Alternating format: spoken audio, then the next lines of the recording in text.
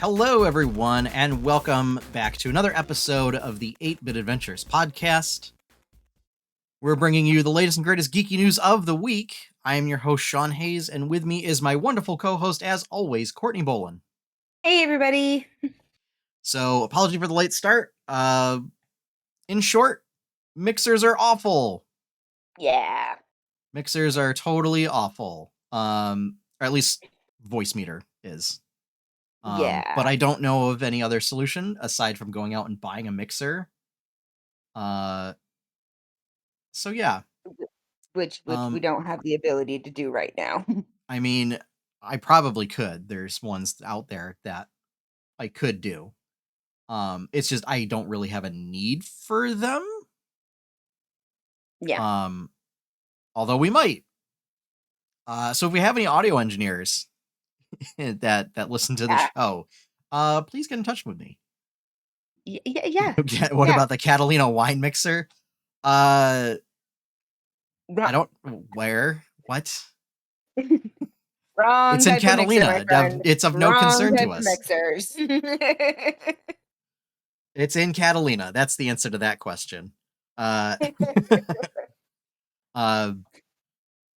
yeah, we've got some really bizarre and interesting news this week. And then for a deep dive, again, there wasn't really one topic to really deep dive into from the news. So we're going to be talking about Critical Role Campaign 2 because that is very rapidly coming to a close.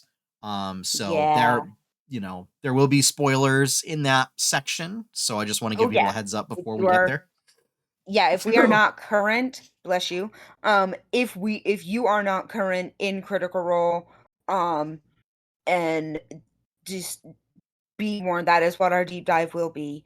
There may be spoilers. Yes. So, I mean, at this point, you may not care. It's up to you. You've been warned. And obviously we'll have the bumper before we go into that section, so you'll know. But that said, do we want to get into the news this week? Yeah. All right.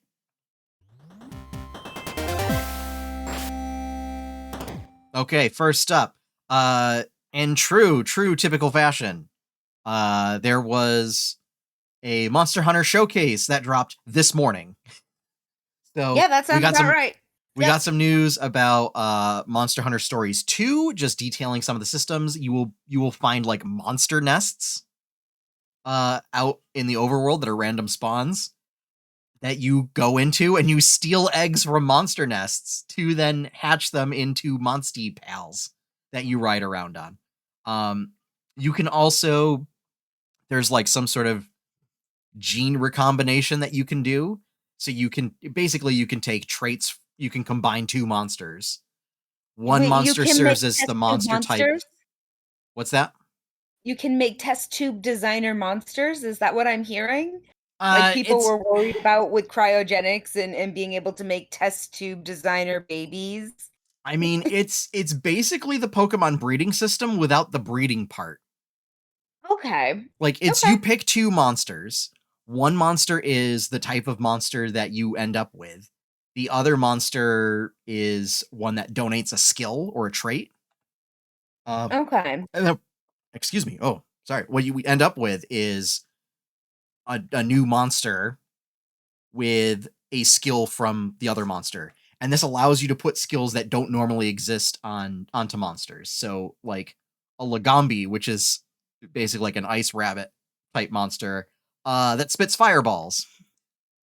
Right? Normally can't do that, but you could with this system. Interesting. Very interesting. So that very fun. So we got that. But also Monster Hunter Rise version 3.0 drops tomorrow, May 27th. Happy birthday to me! With Crimson Glow Valstrax, which was the flagship monster for Monster Hunter Generations Ultimate, which is also on the Switch. Yes, it is. It is basically a dragon with wings that act as jet turbines. Like, it flies around not by flapping wings, but by having jet turbines inside of its muscle tissue. And just, like, blasts energy out from from behind it. Apex Zinogre, a new story ending involving Wind Serpent Ibushi and the other one. I can't remember the name. Haven't fought her yet. And more. There are supposedly other monsters that may show up in like random encounters and stuff. Cool. Could be everyone's favorite pickle, maybe. So yeah, that's dropping tomorrow, or for podcast listeners, today. Thursday, May 27th. Thursday, May 27th is when it drops. Yes. Otherwise known as Courtney's birthday. What? I'm excited. I'm very excited. I have Jack planned. It's awesome. Going to work. I'm not. Yep. It's wonderful. Okay. Speaking of fun things, though, I did go and look at this Skyward Sword amiibo that we talked about last week. The amiibo will be the deluxe price for amiibos, which is $25. Also, you cannot pre-order it at your local GameStop. It is an online-only exclusive. So you cannot pre-order it. It will not be in stores at GameStop, according to what I was told by our local GameStop earlier. This just points to it being a further travesty. Yeah. The combination of those things. Anybody who was looking to get it, it is not going to be the 16 as usual. It is 25. I've now gone from being like, it's mildly annoying, but like ultimately people that were going to get Skyward Sword are probably going to get this, and therefore it's not that bad, to nah, this is bad. This is not great. The online exclusivity of it, I do not like. Also, it has the base of a standard amiibo. It doesn't have a larger base like the Ancient Guardian does. Yeah. So I have no idea. I don't know. I have no idea why they the prices that they do, but so anyway, up next, Final Fantasy VII Remake Intergrade, which you got to hand it to Square Enix for the names of the projects that they come up with. This will be DLC for Final Fantasy VII Remake. Specifically, so this is where it gets a little confusing. There will be an update for Final Fantasy VII Remake owners for the PS4. Right, so if you have the game on PS4, you'll get a free update. But it won't include the storyline that is with this DLC. The storyline is exclusive to people who have it on the PS5. In which case, it'll be free. Except if you got Final Fantasy VII Remake through, if you got it for free through PlayStation Plus. Then in that case, this will not be free DLC. All right. Everybody still following with me? So basically, if you purchased it on PS4, you will get an update, but not new content. If you got it, if you purchased it on PS5, you will get an update with new content. And if you got it on PlayStation Plus for free, you will have to pay for this DLC. Okay, so now that we got that covered, what the content actually includes is Yuffie, who was a secret character in Final Fantasy VII. She's a sort of ninja thief type character who steals the party's materia. It's going to be sort of what she's up to during the events of Final Fantasy VII Remake. So it's sort of doing a side story along with that.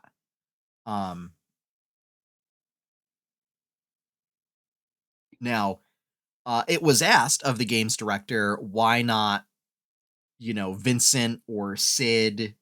I think it was specifically why not Vincent or Sid? That would, yeah. And so at this point in the story, he said, Sid is technically still working for Shinra, which was true in the case of the games, because he gets let go and rebels against them much later. And Vincent is still asleep. Yes, Vincent is in fact still in a box. And that's why, I mean, if you want to make Coffin Simulator 2021, sure, they could punch that out real quick. Although now I kind of want a sort of a spoof video game where it's like What We Do in the Shadows with Vincent Valentine, where it's just or maybe even a show, not necessarily a video game, but just a show where it's in that style, where it's just him wanting that he actually gets up out of the coffin or whatever, but just totters around this old abandoned house with monsters and everything down there, and makes himself coffee, goes back to bed, laments over the sins that he committed in life, and the fact that he is now a monster. But yeah, so that's why it's Yuffie and not the other two. Okay. Obviously can't be Red 13. He's with the party. And obviously it's not going to be anyone else in the party because they're doing the events of the first game. Of the game. So Yeah. they noted this is not part 2 because That's they're what I still was working on part 2. This is intended to be an interlude between part 1 and part 2. So it's 1.5 is what it's they're kind saying. of 1.5. Yes. Yeah. Wait, is it like Lion King 1.5, where you get to see Timon and Pumbaa, what they're doing on the outskirts? Actually, that's a really good comparison. I mean, I know it feels kind of like a joke, but yeah. No, that I'm genuinely because it's literally it's set within the same time frame, but from a different character's perspective and what's going on during that time frame. Mm-hmm. So yeah. Yeah. And basically they showed this in the trailer is presumably at the end you see sort of Yuffie's take on the Sector 7 plate getting dropped. Mm-hmm. And how that affects her. Okay. So yeah. Pretty interesting. I think it's really neat that they fleshed out Yuffie's character a little bit more. Because she was always kind of a pain in the original game. Was originally she would show up to steal stuff from you, and then after the fact you recruited her. But it also kind of plays up the sort of war between Midgard and Wu Tao. Or Wu Tai. Okay. So yeah. Sorry, she's from there. Which during the events of 7 Remake, they played up that there's a big war that's coming and everything. So sort of to get a view from the other side. Okay. Cool. Yeah. All right. So going forward, Amazon is going to buy MGM in a $8.45 billion deal. Yeah. Again, saw this today. Yeah. Is that MGM as in Metro Goldwyn MGM? Mayer? So that includes the studios, that includes the casinos, that includes everything with that, right? Because that's what I'm wondering. Basically, is the casino the same as the they talked production? specifically about the movie studio, but Okay. it didn't. The article that I got this from didn't delineate between MGM Grand Casinos versus the MGM Film Studios. They only talked about the film studios, which I don't know if they just bought the whole parent company. Yeah, that's what I'm wondering. I was like, it's kind of like learning that Michelin star is actually from the tire people. Oh, 100%. Yeah. Yeah, it's so And weird. so I'm like, wait, are those two the same company? I thought they were. I wanted to That's a good point. I don't actually know if they're the same company or if it's related, but yeah, I don't know. under the same umbrella, but Yeah. that'll still be that's still oh man, that's Amazon's gonna basically doing this to bring them in-house and putting all of their stuff on Amazon Prime. yeah, that is going to really shake up Netflix. Kind of. That's really because like there's also talk Hulu about is, Netflix turning into a game company too. So I mean, there's that. but there's definitely like that's really because like Hulu has turned into Fox and anything else that Disney owns Yeah, is on Hulu. yeah. And that's we're good with that. Um I mean, it's so, and then with Warner Media merging with Discovery, is yeah. we are like, if you thought it was bad already with Disney consolidating stuff, now we have even more consolidation happening.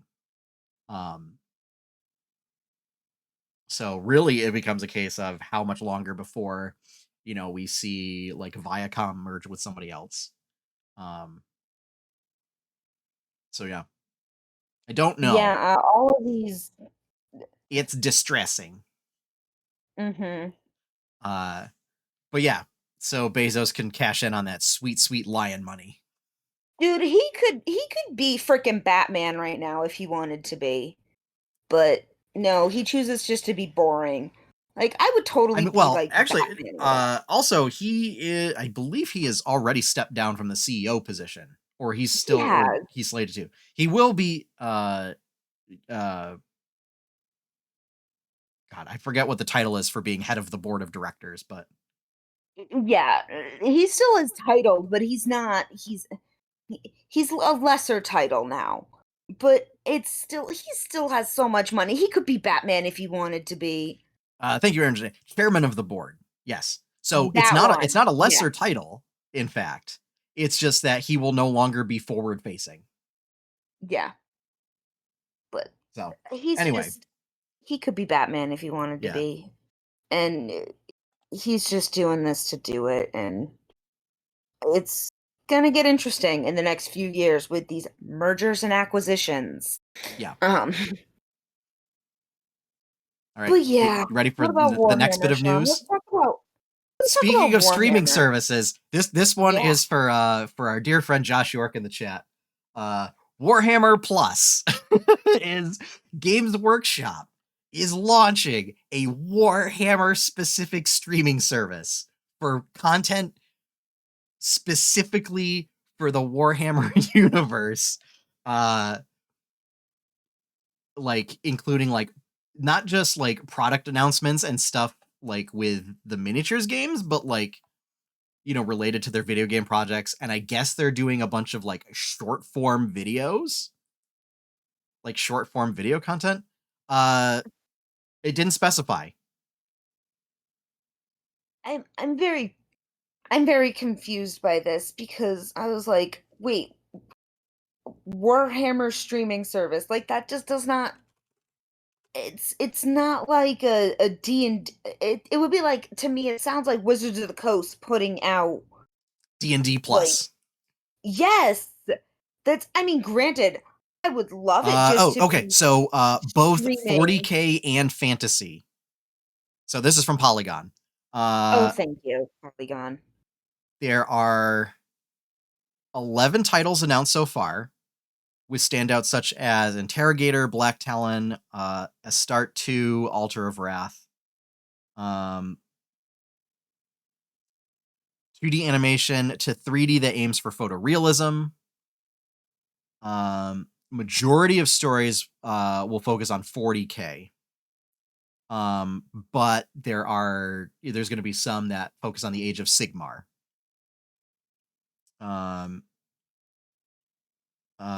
Angels of Death is another one. A 10-part animated series with 10-minute episodes focusing on the Blood Angels. Hmm. Pariah Nexus will focus on the Necrons. Hammer and Bolter is an anthology series focusing on short stories. Yeah. I'm just Launch is confused. set for July. I'm just So, confused as to like looking I'm curious to see what this is going to look like is what I'm gonna um, say. I mean, it's gonna be Netflix. It's going to be Hulu, but only Warhammer. So is this? It says that it is a streaming service. Is it going to be a paid streaming service? Is Yes. this going to? Well, presumably there hasn't been any details as far as pricing. Okay. I'm like, is this going to be a paid thing for just a bunch of mini Yeah. series, Yeah. And here's the basically? thing. It's not going to include like any of the games or anything, like any of the video games or whatever. It's going to be Yeah. literally for like animated and produced content. Yeah. Emperor don't TV, understand that, are you people. heretic? I don't understand that, people. I Like, I don't understand Warhammer on a good day. mean, here's the thing. That's why I said it was weird, and I was like, this is right up our alley to talk about on the podcast because Yeah, I don't I understand. understand the bare minimums of Warhammer. Um, Um and yeah, and it's so yes, I it mean, would I be know that the like lore is like, if Wizards decided to start producing like or like, hiring out, television studios or something to produce D&D TV, miniseries and, but you it's know, not like a campaign. Like, this isn't no. talking like a persistent campaign of something. This is because like that. Oh my gosh, I would watch a D&D network. It would be on my in my house constantly if it was just different games streaming. Wait, that's my house already.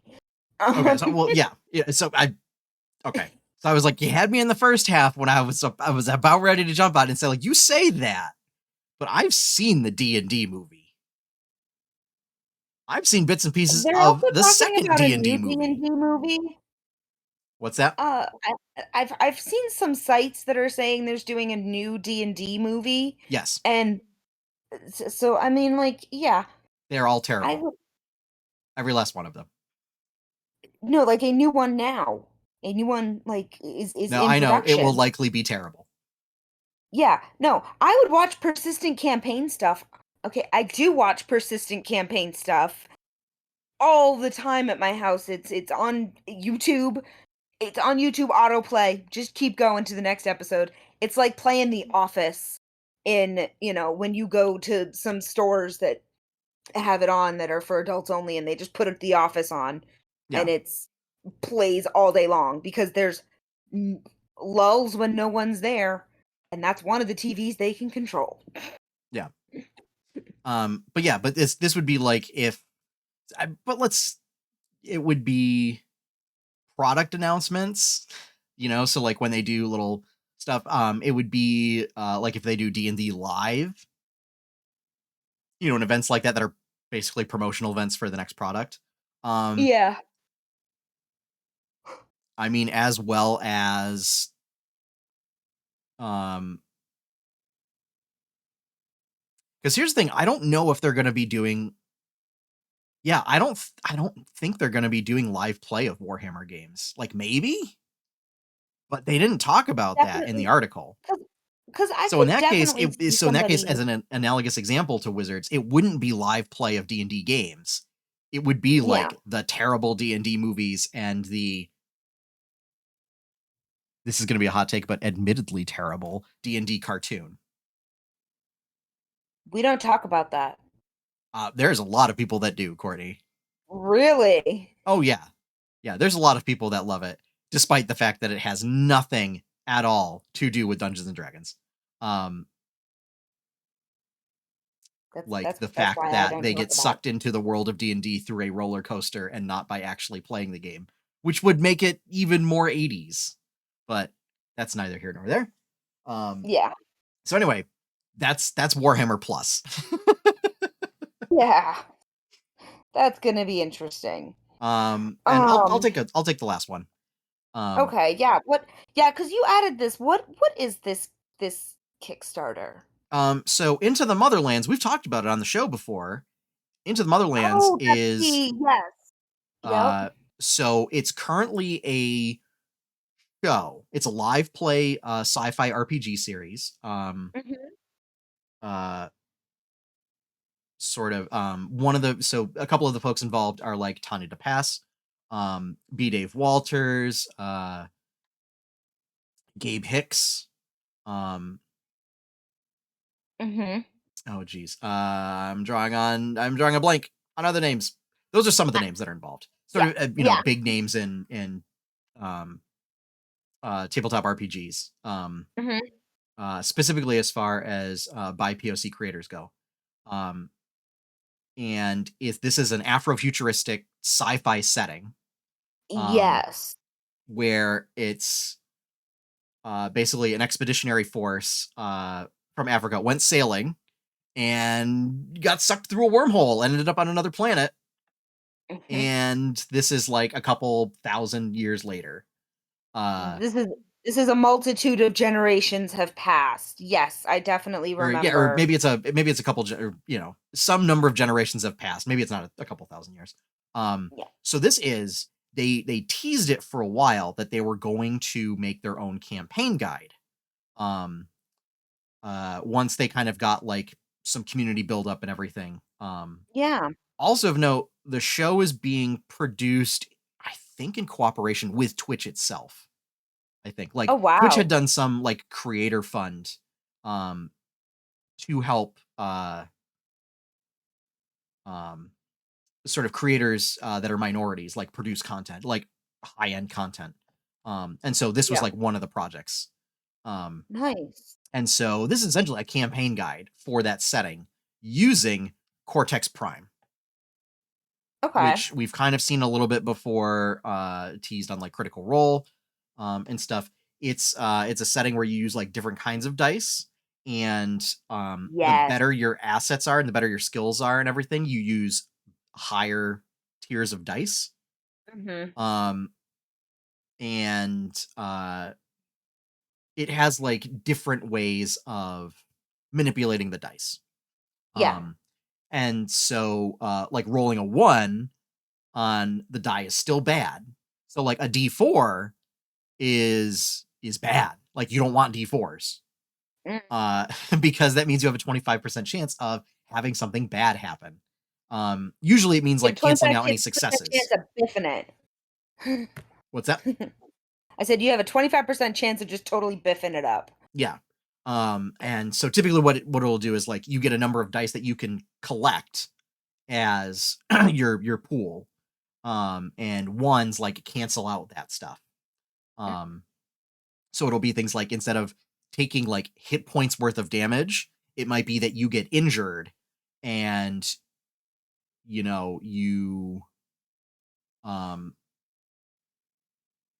take like you're given like a D6, right? Yeah. And if it gets worse, like it becomes a D4. Yeah, it drops you up or down a rank in Yeah, it the drops you up or down die. a rank, and depending on how that works, like affects that. And Mhm. it's a very narrative focused game. Um, but the news in particular is they launched a Kickstarter for this like a couple days ago. Already over $200,000. They're over the moon about it. Nice. And so it's really nice to see projects like this get funded and get funded really well. So Yeah. um, I need to get caught up on it. I watched the first few episodes of the first season. They are currently on season or something with, I don't know if they wrapped season 2. But I'd like to get caught up.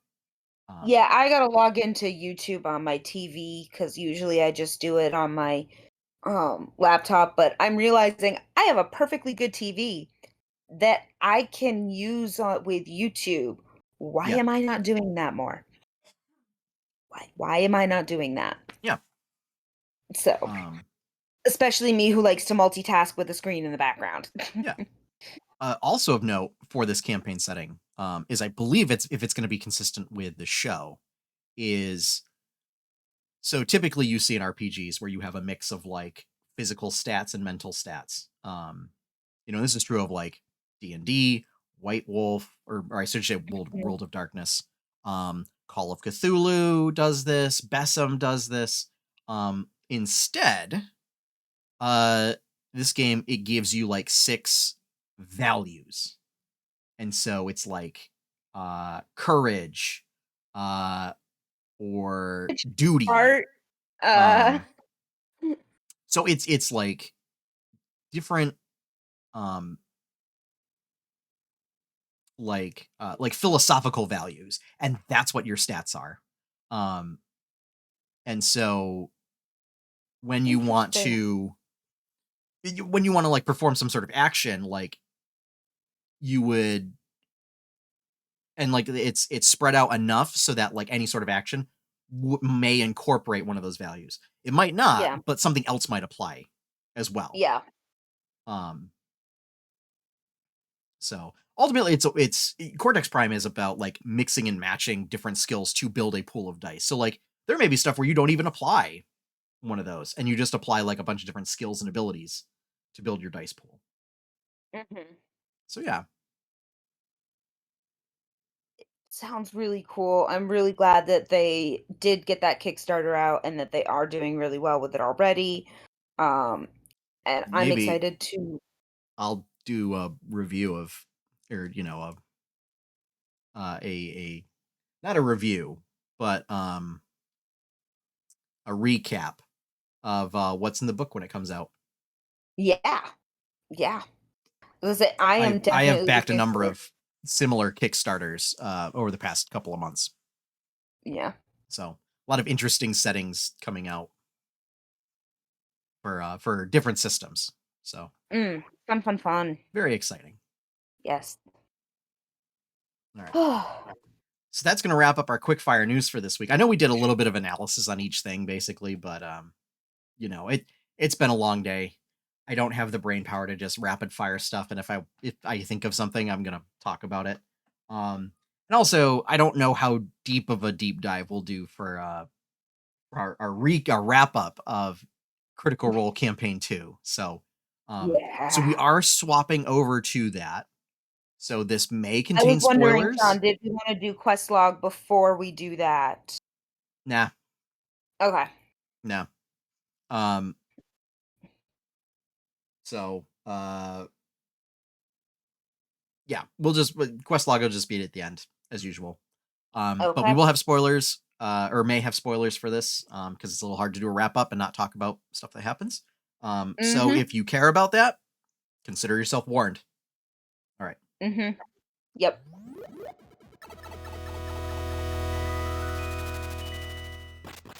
Okay. So I'm basically it gonna was be announced so. today, uh, Mhm. from one Matthew Mercer, that Yeah. they're basically fielding questions for the end of campaign wrap up. So that's why I figured this would be a good time to talk about the campaign and just our thoughts about it and everything. Um, I'm gonna be really, really, really mad if campaign 2 ends tomorrow night.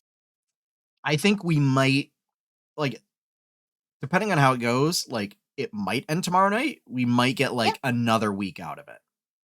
Yeah. Like I have hearing that post came out today and knowing that they pre-record, like I will. Oh, I hadn't even considered that. Yeah, they're Yeah, still technically 2 weeks ahead of time. that's my thing. How far ahead of time Oh are dear. they? Uh, yeah, 2 weeks probably. Yeah. Because I know that Laura was in chat on Monday night when they were playing the film when they were filming or playing the recording of their one shot. Oh well, that I mean, Um, their one shots are typically but that was pre-recorded anyway. I was gonna say, but I know that that was very, very pre-recorded, and that was yeah. She was in chat towards the end, and it was kind of awesome, and we were all freaking out. Um, Yeah, Travis was in there very early on. and she was in there late. Yeah. She was in there Um. late, but But yeah. So like if they're not done, like I want them to. I would be genuinely okay if they finish on the 17th. I would be okay with that. I think they're gonna finish sooner than that. I think they are too, and I'm not happy about that. I mean, I have the next this is the thing. I have the next 2 weeks off too, or like the next 2 Thursdays off in a row. Yeah. I don't want it to end right now. I will be very mad if it ends 2 weeks short. Well, I think it's going to happen, Courtney. Yeah. All good things must come to an end, and so must this campaign. But my I'm enjoying the fact that uh basically the final boss is a mix of Kefka and Sephiroth. I was gonna say I had no idea like the specifics, but it definitely gave Final Fantasy vibes with like, nope, we're gonna move over here and now we're gonna be different. And round two, go. So yeah, I was gonna post a photo of Kefka in our chat. But I didn't know how to do it without giving you a clown warning. Thank you. So Kefka is the antagonist of Final Fantasy VI. He is basically like a painted circus clown. That in true JRPG fashion, like, becomes God, and therefore you have to kill him. So complete, he's got like the whole, No, that's fine. Harlequin juggling knives type Yep. vibe. Yep, that's I am thankful that you did not, because I just looked him up like expecting to see clown. Yeah, And yeah, that's clown all yeah. right. Yep. Also, I've got some little selfish uh pride going on of like when they first revealed that Lucian had anti-magic cone, Yep. and all the eye motifs and everything, I was like, oh, he's got some connection to beholders. Like, boom, there we I've go. heard that a lot. Yeah. I've seen that on the subreddit, people were like, oh, this would be a great opportunity for Matt to introduce Quarry from Eberron, and I brought up like, that's not going to happen. Like, they're pretty ingrained into Eberron, and they're not going to do that. Well, you already did something with Warforged, and was like, not really. Uh, and the fact that we have seen nothing like that. Yeah. But yeah, I mean, it's the whole thing about beholders just fits. Of They come from the far realm, they Yep. come into existence by Yeah. being dreamed into existence. Um, and then the Yeah. fact that it Beholders. was basically one winged angel with all the wings replaced by beholder eye stalks. Yeah. Yeah. Yeah. Oh, I was like, so it's kind of funny. Like, I there have been so many people that have been posting about wanting Molly to come back and wanting careful what you wish this. for. This is my thing. Like, I loved Molly. Loved, love, love, love, love, love, love. There's so much of like myself that I want to see in him. And but Molly dying when they did, how they did, and not coming back. Taliesin taking the time to have Caduceus do the ritual. I'm not even going into, we got the closure. We got the closure. Yep. And that now everybody is saying, "Oh, Molly's going to come back. Molly's going to come back." I don't want Molly to come back. I do not Oh, want see, Molly to I come back. think so. I think a nice. So, assuming they win, I Yeah, think it would be well, you know. very poetic if the manner in which they won was somehow resurrecting that aspect of Lucian's psyche, so that it sort of becomes like an and we saw this a little bit in the last session where And that's kind of like, yeah, I dredging was up memories caused an internal conflict and causes Lucian to lose legendary actions, which I think is a really nice mechanic. Um, that was um, I'm just but that being the manner, instead of it just being like deal hit points of damage, rar, and it being essentially more about a narrative, I think is something that you yeah. don't get an awful lot in D&D games. Because it's hard to do, right? It's D&D is more is built around dealing hit points of damage and crunchy Yes. combat. Yes.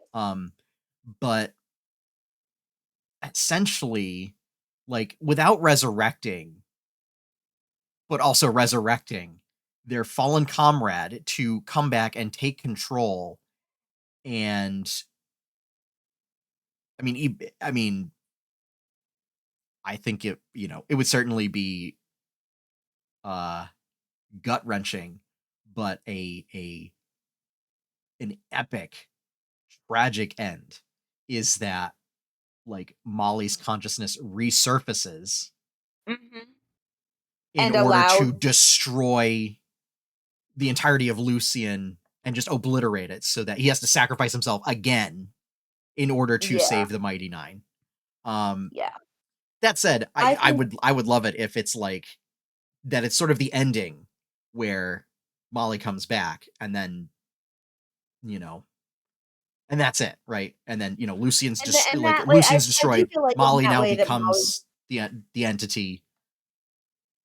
I do feel like in that situation, like, Molly would have the closure, because like, there wasn't much that was really known about Molly's background in the beginning. Well, I think There wasn't Taliesin didn't any have anything. He intentionally left because it blank. we know this as that because as players, Taliesin had nothing. Yes. Um, Um, but but like as a storyline, like Molly wasn't looking about his background. Like they mhm, brought up the Lucian stuff, and it was like, I don't know, continue on. yeah. Um, and so like I feel like Molly has already had his closure, and as much as I would And that's why I don't lo- like. I think it would be nice as a capstone to the story, as opposed to a like he comes back and there's a continuation. That yeah, said, I think that that kind of capstone of coming back would be gut-wrenching and exactly what we would expect from a Critical Role finale. now Um, hear me out on this, right? So mhm. they talk about, like, wrapping up other plot threads and everything, possibly in one shots after the fact. They still Uh, need to do the Critical Role Mighty Nine crossover. what if, hear me out, like Molly comes back, right? Now, I mean, Taliesin has a character. Taliesin has a choice of characters that he could use for stuff. Like, I don't think if the Mighty Nine, had something that happened and they needed Caduceus's help, he would say no. But now it becomes a case of what makes more sense, right? Like, if it makes more sense for Caduceus to go, like, sure. But I mean, if it makes more sense for Molly to go, maybe, essentially, giving him an option, sort of a thing. Or if it's a case of like Caduceus is like he's got to go off to do the Savalier Wood, right? Is that the right woods? I think the Homewoods. Whatever his woods are, to go clean that up. Yeah. Um, 'Cause, like, his family, he saved, because Caduceus has saved his family. yeah, Like, he left home to go and find the rest of his family. He found them, he saved them, they all went back home. yeah. Because Like, one of the things that's been mentioned is, like, it is becoming increasingly more and more difficult to justify Caduceus and Veth oh, constantly yeah, leaving home to go on these adventures when they don't really have a reason to, aside from their friends need help. yes. Um, And I could genuinely see them, like, another thing that, like, Joe and I have talked about a lot is, a time skip. We don't have a yeah, 5 no, year for sure. I think there would be some element of time skip before any one shots in the future. Yeah, Um, because I think that, like, I would like an epilogue episode. An I think we'll like, get that. and that's because that's kind of, to me, I think that'll be what what happens happened in during. 2 weeks or a week from tomorrow. Yeah, don't no, no, no. I would like that though, so that For the we audio could. listeners, I'm doing a little dance. He is doing a silly little dance, and if Um, he were close enough, I would just flick him. Now, But I think that really, because there's so much of that, what is this justification for Caduceus and Veth staying? I mean, it ultimately is just their bond, the bonds with Yeah, the other group members. But like, were it up to them, I mean, they wouldn't be out in the astral plane fighting a city made of flesh and teeth. no, Nobody not wants at all. that. No, uh, I mean, at that point too, I mean, Veth would definitely be back on the Menagerie Coast, and Jester and yeah, Ford would also totally go back there. Who knows where Yasha and Bo would be going? Um, we don't know. but I also So imagine that Caleb would be going with Veth. so that brings up an interesting point of, so let's talk about, speaking of, plot threads that might need cleaning up and everything. A Mm-hmm. lot of folks are upset, feel like some plot threads are important enough that they shouldn't be ending now. Namely the Cerberus Assembly is kind of the big one. There's also talk Yeah, of Uk'otoa. I got thoughts on that, but let's talk about Cerberus Assembly first. So apparently yeah, Liam has talked about Cerberus Assembly, so this gets complicated, right? Because Caleb kind of like personally has his closure where like he yeah, has said like, I can't kill Trent Ickathon because at that point I would likely become Trent Ickathon, yeah. right? It's basically Batman.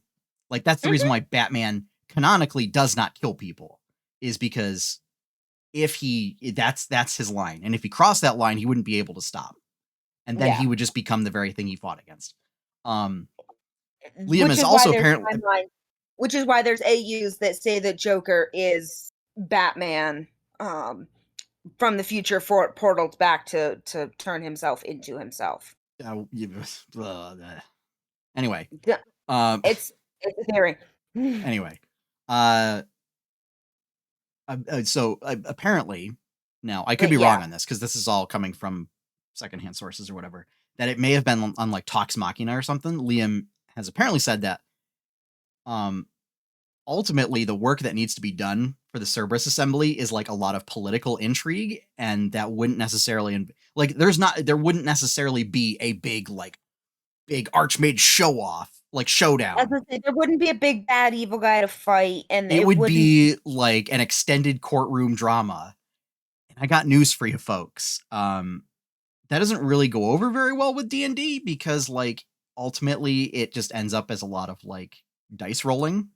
I mean, I've seen some homebrew systems for like social combat where you can do maneuvers and stuff to make it like Yeah, combat so that it's a little more interesting, like from a tactical perspective. But I mean, ultimately, if you're the just going to role play political out a courtroom drama, I mean, and number the one, there's better political systems prowess for that. that and the political prowess that it has, and that it requires. It really is like saying, okay, we honestly, what it is now with the Cerberus Assembly that needs to be changed, everything at that level that has to be changed has to be done at a policy level.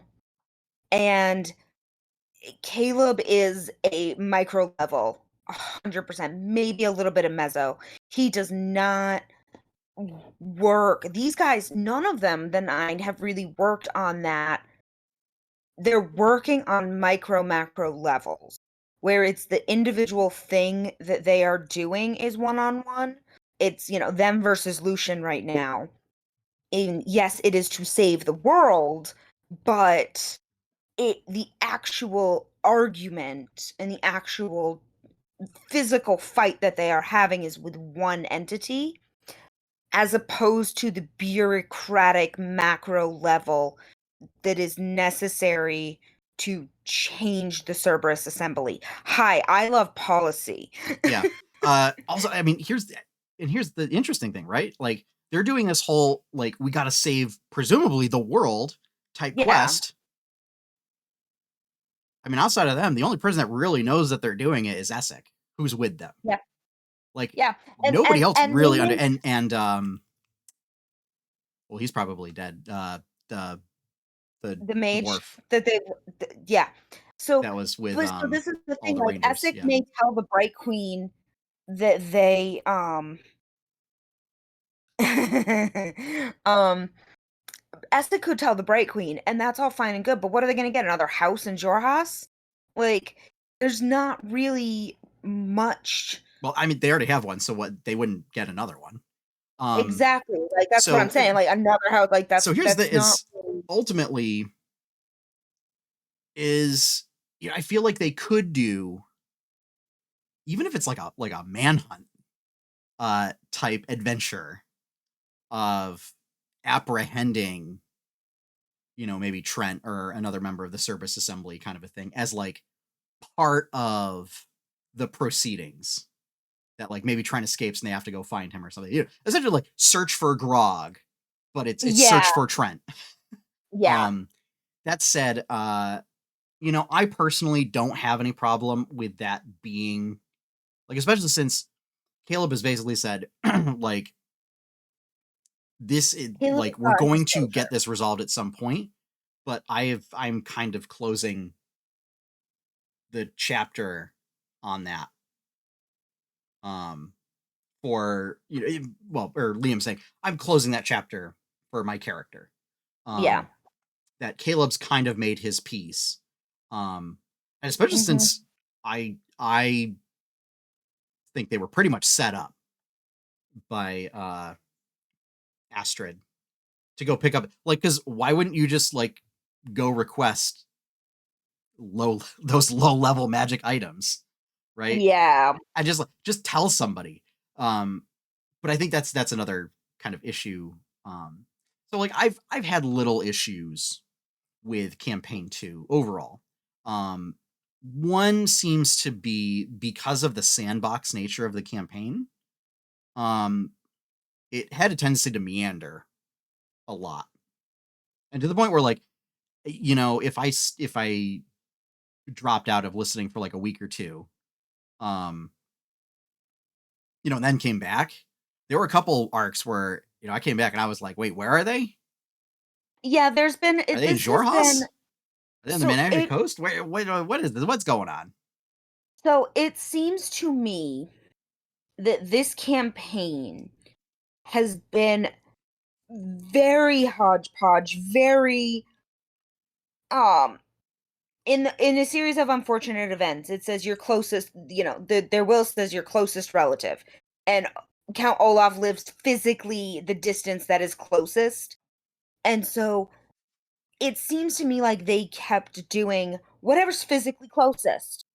Like, what do we have Well, to it's do? also I've seen very good point pointing out um, that based on how the Explorer's Guide to Wildmount was written, was that uh, Matt really wanted to kind of focus on like the intrigue of this war and like have this Yeah. war be forefront.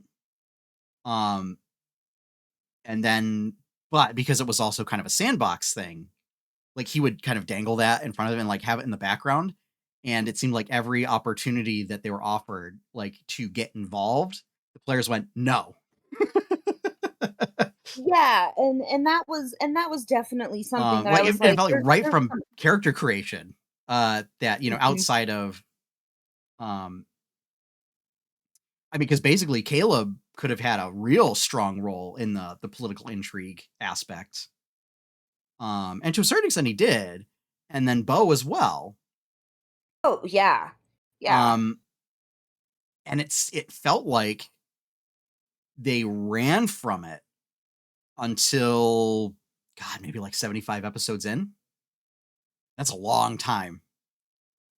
It's been, yeah, it Um, Also the fact that Matt like definitely hung it out there the multiple the sort times, of and I'm hard like, right turn into the Ukatoa arc of we're pirates now, that I kind of dramatically shifted the campaign. something that kind of honestly, like, annoyed me at a little bit was, like, Matt held out these wonderful little, like, "Yeah, you could do this," and instead I think that not put it back. Are we the baddies? Sometimes kinda. Little bit. Also the fact that it's, and I've brought this up before, where um Critical Role is often held to a standard of like, like the epitome of D&D, and like most games aren't going to get this good and everything or whatever.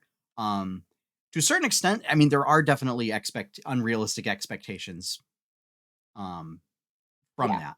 However, I think Critical Role does a pretty good job at showing like this sort of from the DM's perspective, that there are some frustrations you can have with your group of players, like feeling the need to spend 3/4 of a session coming up with a plan, and then to not follow said plan the moment the moment you would start it, That's something that and extremely arguing about a frustrating. plan. And that's, and that's the risk of design by committee, and that like there wasn't really a leader for the Mighty There was Nine for a long moments, and time. it kind of felt like whoever, and this is kind of like something that I've noticed even like not even in a role play setting, like in our lives. Like when we've gone out and done stuff, like whoever's kind of the expert in whatever area we're doing, kind of or has any kind of plan, um, has any kind of direction in which they want to go, they become the person that becomes the leader. Um, and that things are kind of wrapped around. And I've noticed that like when when it was they were at Bo's with Bo's family, like she kind of took over a little bit. When they're at the lavish chateau, like Jester obviously takes over quite a bit. Um, when they're on the boat with Orly, like yeah, Ford takes over. Ford is literally called named captain. So I feel like there hasn't been like a super strong leader Yeah. or a super strong couple of leaders. And the thing is, like, even for that arc, is he was hesitantly named captain. Yeah. Um, so yeah, and I don't know how much of that is player apprehension of kind of wanting to be in the spotlight a little bit. Dude, it is so intimidating to be in the spotlight, Mr. TM. It but I no. never have that problem. uh in fact, No, I mean it as I like would, you're the TM, like you're always in the biggest spotlight. joke How do you make it seem so easy? biggest joke for me is from the last game that Courtney and I played in together, was I made a character that was basically supposed to just be like, stereotypical ranger guy. He go and he was a lizard folk. It's like, you know, he'll eat body parts. He'll eat corpses and stuff because like whatever. It's meat. It's not being used and everything. And generally like not really, and it was in the Forgotten Realms, so it's like, I mean, do we really want this like lizard guy who will eat corpses hanging around kind of a thing? Like he's kind of weird. Um, and so that was basically like the justification for low charisma. But Yeah. as Josh is the chat, he was the DM. Yeah, the rest of that Yeah. party before Courtney joined, um, we had some problems with a moral compass. Oh no, And and then so and then and then my player came in and she is canonically broken. um Um so so she's no good at it's a case direction. of sometimes, you have a character that, and sometimes a party just needs somebody to help direct things, right? Because otherwise then everything becomes designed by committee, everything gets lost in option paralysis, everything gets lost in, even deciding just what are you going to do with your afternoon. And that's something that I think ended up happening is Matt is very good at letting his players have regency and allowing them um to choose what they would like to do. Starts every session off with, what would you like to do? um Um yeah, and I think there was just a little, I think they they just allowed themselves to get distracted by doing random stuff a lot, which Yeah. which I mean, that's a very normal thing for a D&D group.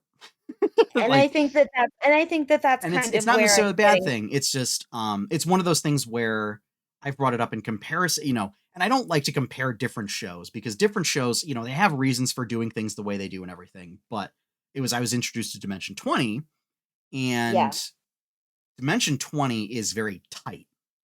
And and I don't necessarily know if it's because it's edited, um, but it always feels like that even when they're going out and just causing chaos and trickery, that it's snappy.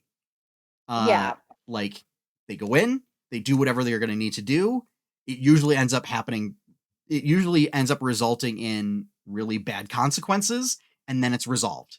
Uh and then, well, it's also that they learn typically learn their lesson of like, that was a bad idea. I probably won't do it again. Learn their Um lesson? What are you talking about? That's not something the Mighty Nine knows how to do. um but yeah, and it's also, I don't know if it's because they're also all comedians for College Humor, uh and that they're used to being like quick fire and everything, whereas the folks on Critical Role are voice actors, so they may be used to really Scripted. thinking about things and feeling what's going on and letting pauses happen, um and and kind of just playing. Well, and I think that that goes back to the whole roots of why Critical Role started streaming. I mean, heck, why we started streaming Jamora. It was a home game. And, it's a home game and they're trying to keep it as close to a high production home game with that environment as they can. And I think that that's why they give everything, everything is unedited that they put out. Like if there's you know, I mean, I think there's been so many episodes of what's that? Like, what's this thing happening? And oh yeah, we'll edit it out. And obviously they didn't because we're watching it. Um, yeah, well, and it's also uh is I feel like it's just, again, planning, right? Is yeah, like, Matt might have different ideas of what might happen. And like overall a general length, and like saying we'll end things when it feels right to end things. Whereas um other shows uh that focus on it more of being a show production, yeah, think of it as a very tight story that will be probably around 20 episodes, so around 40 hours worth. So think about that, is like, that's the other thing is their amounts. Those episodes are much half the size of Critical Role episodes, which are average around 4 hours. um yeah, so it's and basically I brought this up with, it felt like watching an entire season of Dimension 20, and where it's not scripted, but it's a much tighter experience. Would it be um fair to say that it edits out the fluff? It doesn't Not because they necessarily. do. Yeah. Like, it's edited, but um it would be, for example, editing out stuff like bringing out the big dwarven forge, custom Mhm. mini map type thing. um it's also the case of splitting it up so that typically uh combat doesn't happen in the same session as like a heavy role. Like, it's usually like a big role playing session and then a combat, and the combat will pretty much be like the whole session. It's also in Yeah. 2 hour, like typically 2 hour sessions, as opposed to like one 3 to 5 hour session. Yeah. um Yes. Yeah, and basically that's what I mean by like, so Josh points out that Brennan keeps things moving. That's what I mean by like having a tighter experience. And that's I think is lent to the improv background, like improv comic background rather than Yeah. like voice acting narrative background that a lot of the Mhm. Critical Role cast does. Because they often meander and they often go on tangents and everything. I don't mean just like explaining things, but like what they're doing with their characters. Um, Yeah. and it's not that it's wrong. It's just that it lends itself to a different kind of experience, especially when you're being a viewer. Um, Yeah. It's like they're not saying that your fun is wrong, yeah. but And it's just to bring up that like when I watched season 1 of Dimension 20, I and finished that season, I was like, man, like I felt like they fit like 3 arcs worth of stuff that happens on Critical Role into 20 episodes. So, like seasons 10 of episodes of Dimension Critical 20 are Role. there? What's that? How many seasons of Dimension 20 are there? Uh well, so here's the other thing. So Dimension 20 is an umbrella brand. So, Yeah. so I should stipulate Fantasy High.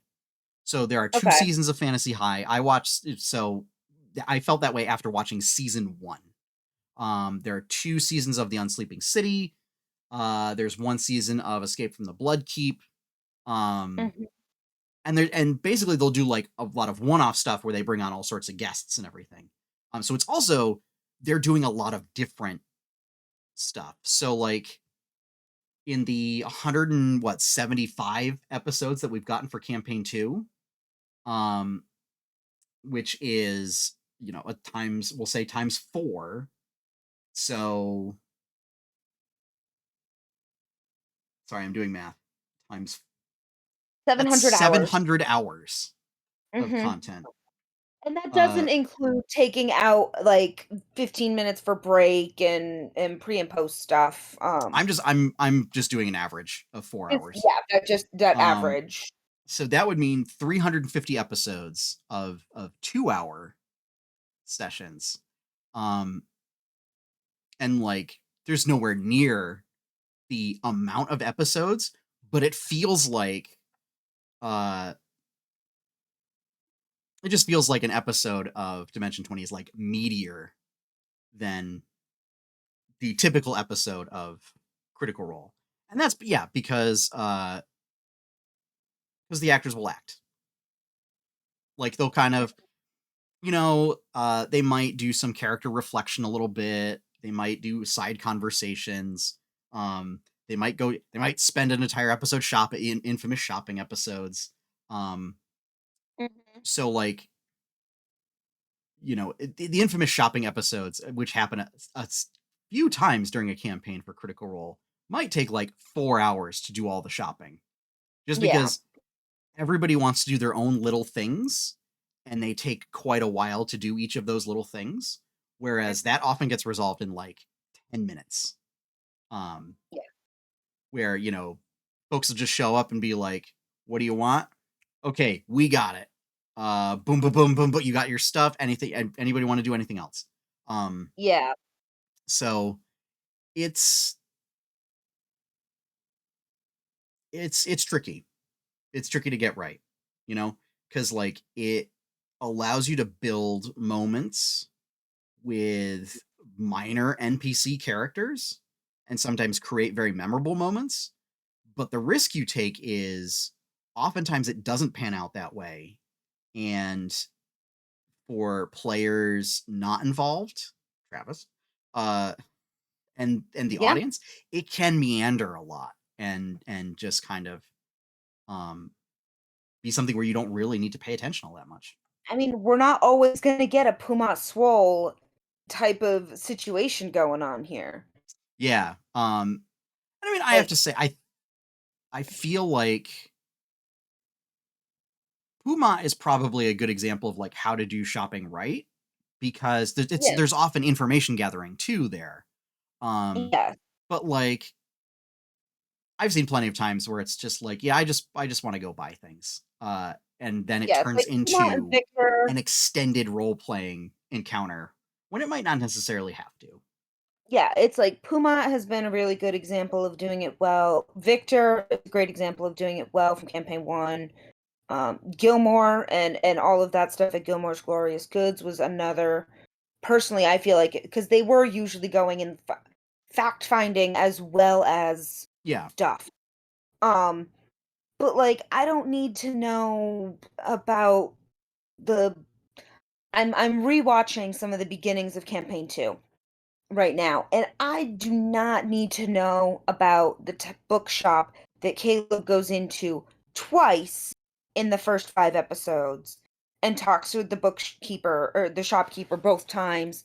First time he can't afford the books, but he picks out the ones he wants. Second time he goes and buys them. I didn't need the 20 minutes or half an hour that it took to have that interaction. It's now you can go to the bookstore, get your book that you want. You know, not you wants to steal something while you're in there. Okay, cool. Make us check. Okay, cool, you're able to do it. Like that do the smut shop. 100% do the smut Um, shop. well, and so But here's the other thing, right? Is as a viewer, the problem is you never know if it's going to turn into something a little faster paced or if it's going to yeah, continue on. Um, and so then it becomes a risk of, zoning out and potentially missing something, but at the same time, like chances are this likely might not go anywhere. Um, yeah. I encountered this when they were deliberating to no end on their plan to set a trap for the Tomb Takers. And I was just like, I I I can't. I got to watched that stop at watching. 1.5 speed. I couldn't. I'm just It like, was make a decision at some point. This was also so I had a therapy session today, and talked about indecisiveness and uh eh, design by committee and making decisions and oh wait, and basically it plays into this whole thing, and it's like it's very frustrating. Like it's very frustrating to be in it. Uh, it's even more frustrating to be on the outside of it and looking at a group and just pick something. yeah. Uh, And I think honestly that's an issue that I have felt across the entire campaign. Like once they've decided to do something, well, I've here's been the thing: great. once Yeah, they've decided to do do it. something, they often won't do it, which makes it all the more frustrating. I meant in the general sense, like, yeah, we're gonna do Traveler Con. We're gonna eventually do it. This is how this is gonna work. As poor souls who thought it was gonna actually happen at the last live show. Like that was funny. But but yeah, like once they've decided they're going to do something, some sort of plan eventually comes into being. Yeah, But I feel like there's been so much indecisiveness, and I that's kind of where I feel kind of going into this finale is that there's so much indecisiveness on how this is even going to end. yeah. Um Um, and well, and so that's where and I really just feel to kind of reiterate this issue is the fact that they can do a pretty accurate recap with Critical Recap Animated and cover like 5 to 7 episodes in a span of like 5 minutes yeah. and pretty accurately represent like the big moments and the tense moments of what happens. Yeah, um you don't miss too much I mean actually. that it's pretty telling. As um I said, like when those animated recaps started coming back out, or once they started coming out, I went back and started watching from the beginning. I was also watching a little bit when I was in that period of I'm very, very, very fragile. I can't be taking in new media right now. So I was taking in old media because I yeah, still need my critical role fix. And yeah, they do so much and a lot of nothing. In and yeah. that has So been my frustrating. feeling is that So just a little bit of a prediction for campaign 3 is I wonder if we'll see a little bit more of a structured adventure instead of just a whole sandbox thing. Just to keep things moving a I little bit longer. I think that Matt was trying to do something with this campaign with the Oh, for having sure. it be I much think more it was an jam-packed. experiment of Yes, and I think because last time it was, "You're getting the Chroma Conclave, and this is what you're doing." yeah. Um, and to make it feel like and I'm sure that he had had that, he had had that plan since they killed the blue dragon in pre-stream when they were still in a home game. So, like, that was his plan, but I think that he tried to do this much more sandbox and realized that's not as enjoyable as saying, "No, this is our BBEG," like, d figuring out that Lucian was the bad guy, like, but he wasn't the bad guy this entire time because obviously he started off as Molly. And having that ambiguity of what is this baddie that we are fighting? Is it what are Lucian's final goals in all of this? Is he trying to ascend to godhood? Is he trying to stop the city from coming down from coming? Is he trying to put the city back? Like what it's n- it's a much more intricate um words. I have them. Storyline. It's a Okay. much more intricate storyline with much more subtle like reasons why they're doing what they want to do, as opposed to the Chroma Conclave. It was just no, we're just gonna rule over all of everything. Um, it's a much more complex character and a much more complex um big bad at the end, and I can't words. Um I mean, I don't know if it really is more complex. I think it's just a different kind of motive is all. Mm, Um but also, I said that I would touch upon the Ford stuff really quick. Uh yeah, Ford's quest line is basically done.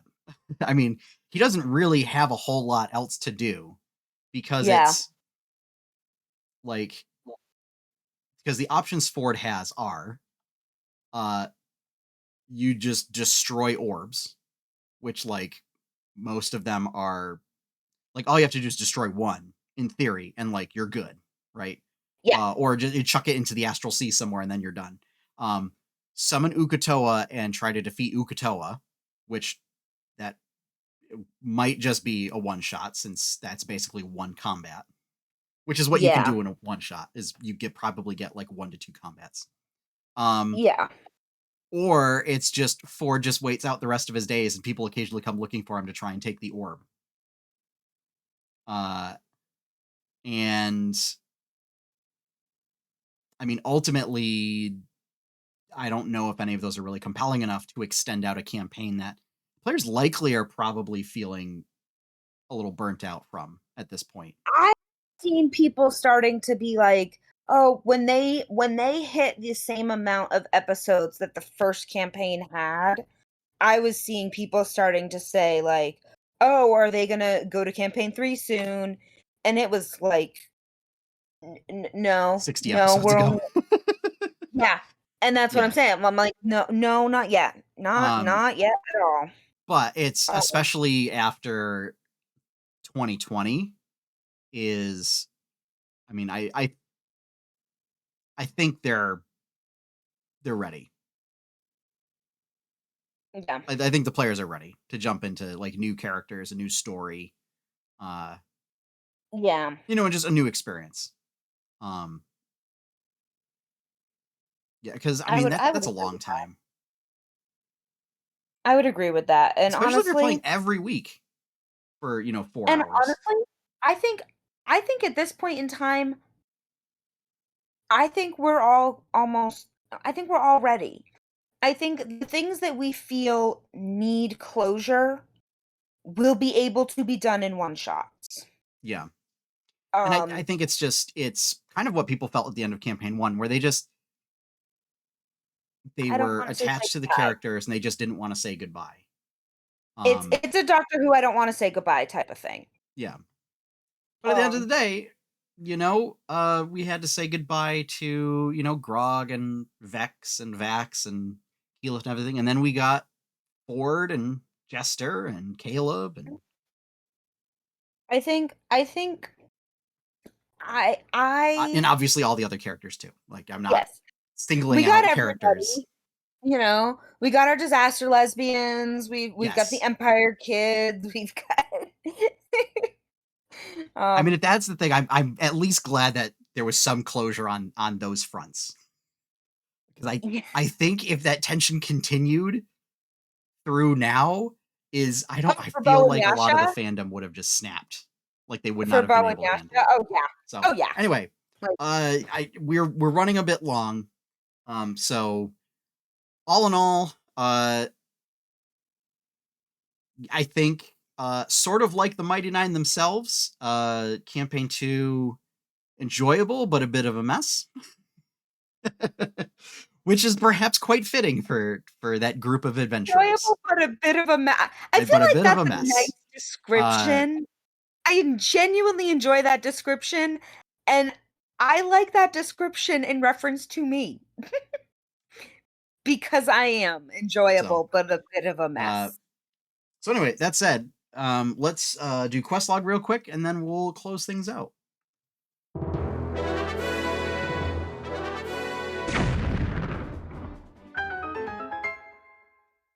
All right. I'm gonna go first. Yeah. I have so didn't make a new TikTok video. Did finish Kazdal. Turns out I'd Nice. actually already finished Kazdal as of last week's episode and just didn't realize it. But I've been working on more vehicle stuff for Jamora. Nice. So that's interesting. We'll talk about it on our next session. And I've done a whole bunch of Chapter 1 comics, so technically only counts for one, but I now have 55 comics done. So Nice. did like a whole bunch since last week. Yeah, you did quite a bit. Like yeah. 3 maybe. I'm counting 3 or 4 from where you This is me realizing that I can't do one a week and make my goal of finishing by the end of the year. I have to do at least 2 a week. So that's where that came from. So basically anytime that I have free time and I'm like, I don't know what to do. Oh, I'll color a comic and then get it done. yeah. Also, what helps is a lot of the comics coming up are single panel or single page. So that definitely makes things easier, as I'm not having to repeat work, which is where a lot of the extra time comes in and extra work comes in order to get them done. It's like repeating the same stuff over and over again. Yeah. So this upcoming week, With the holiday weekend. yeah, and I don't know what the plans are. So Remember ultimately the goals are self-care. going to be color comic, make TikTok video. That's good. That's going to be the new thing. The new perpetual thing is make TikTok video. And I think the next thing for Jamora will be fighting styles. And even just deciding on whether to do new fighting styles. It's a toss-up of whether to include them for a little bit of extra like maneuvers and stuff in combat. Because basically I'll get days where there's not a whole lot happening at work, so I'll pop on some YouTube videos of like medieval weaponry and how it was actually used, and how to actually fight with them. And it turns out D&D not representative of that at all. And there's a lot of cool things that, like, if you're trained to use that weapon, you should be able to do. But then counterbalancing that with options that are already available for fighters and stuff. So that's something we don't have to talk about it further here because I know we're pressed for time. No, we will not talk about this here, but we will talk about medieval Morningstar uses after this. Yeah, not really. So not very big, and basically They're not. just used to rattle people. It's basically you hit them in the head to concuss them. Like that was the purpose. And then the sharps go into their brain. If it punctures, sure, Yeah, but depending on how nasty you make those. But anyway. yeah, I mean against full plate, not likely. So Yeah. so that's what I've got going on. Yeah. Me. I I I literally I have my birthday tomorrow and all everybody keeps asking me, "What are you doing?" I have the next week and a half off. This is the last and I will be available. We will do podcast next week. Because I will be here Yep. still. I will be available for that still. 98% sure things might change between now and then. I will let Sean know on Tuesday. We will know on Tuesday. If for some reason that's going to change. But other than that, I'm just going to sit here and watch D&D, play Stardew Valley, and eat birthday cake Oreos is my only real plan. Okay. And All right. some special birthday cake flavored cookies that I got for special Okay. at the specialty store. All right. Yep. You don't have to talk about it any further, That's Courtney. my plan though. I think Is I just everybody wanna gets I it. wanna get better on I wanna make more progress on my Stardew Valley. Um I've been getting the fish that I needed. Uh I'm almost done with this, y'all, with all the ingredients. I can type out easily what I need.